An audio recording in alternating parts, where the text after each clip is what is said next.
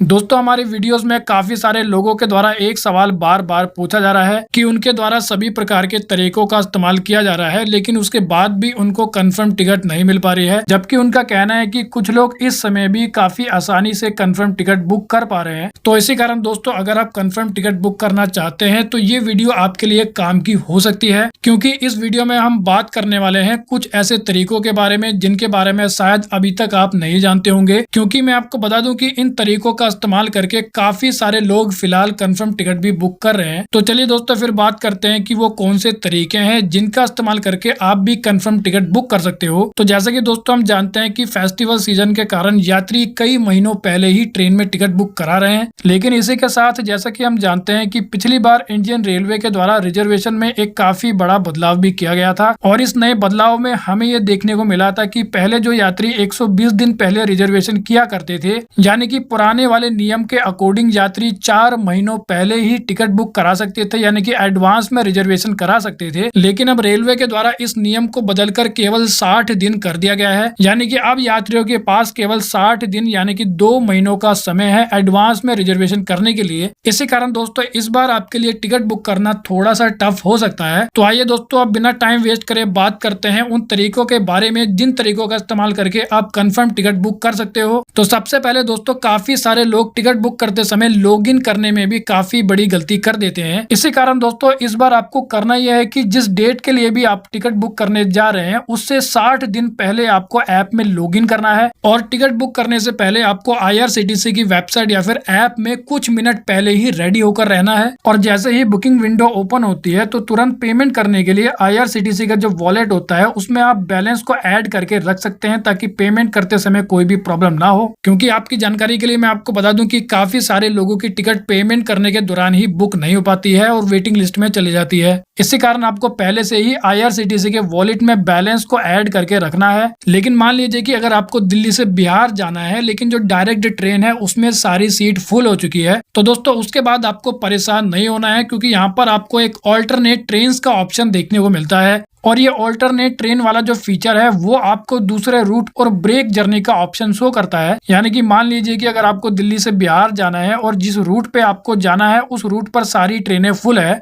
तो दोस्तों आप ऑल्टरनेट ट्रेन वाले फीचर का इस्तेमाल करके दूसरे रेलवे स्टेशन का या फिर दूसरे रूट का ऑप्शन देख सकते हो। यानी कि आपको ये देखना है कि आपके घर से कौन सा रेलवे स्टेशन नजदीक है और इस हिसाब से आप दूसरे रूट को चुन सकते हो। इसके अलावा दोस्तों आप ऑल्टरनेट ट्रेन वाले फीचर का इस्तेमाल करके ब्रेक जर्नी वाले ऑप्शन का इस्तेमाल कर सकते हो। अगर आप ब्रेक जर्नी के बारे में नहीं जानते तो मैं आपको बता दूं, तो मान लीजिए कि अगर आपको दिल्ली से बिहार जाना है और आपने दिल्ली से बिहार के लिए एक टिकट ले लिया है, लेकिन ब्रेक जर्नी वाले ऑप्शन के अकॉर्डिंग आप रास्ते में अपनी ट्रेन से उतरकर दूसरी ट्रेन में सफर कर सकते हो। लेकिन दूसरी ट्रेन में जब आप यात्रा करोगे तो उसके लिए आपको अलग से टिकट लेनी नहीं पड़ेगी, क्योंकि आप पहले ही दिल्ली से बिहार के लिए टिकट ले चुके हो। इसके अलावा अगर आपकी टिकट वेटिंग लिस्ट में चली गई है तो ऐसे में आपको अपने PNR स्टेटस को बार बार चेक करते रहना चाहिए, क्योंकि कई बार लास्ट टाइम पर कैंसिलेशन से टिकट कंफर्म हो जाती है। और अगर आपको RAC टिकट मिलती है तो उस पर भी आप कम से कम ट्रेन में यात्रा तो कर ही सकते हो। अब जैसा कि दोस्तों हम जानते हैं कि फेस्टिवल सीजन में कंफर्म टिकट का मिलना तो काफी ज्यादा मुश्किल है, लेकिन दोस्तों इन तरीकों का इस्तेमाल करके आप कंफर्म टिकट मिलने के जो चांसेस है उनको बढ़ा सकते हैं। तो वेल दोस्तों, इस वीडियो में इतना ही। I hope you like the video. तो फिर मिलेंगे अगले वीडियो में, जब तक के लिए जय हिंद।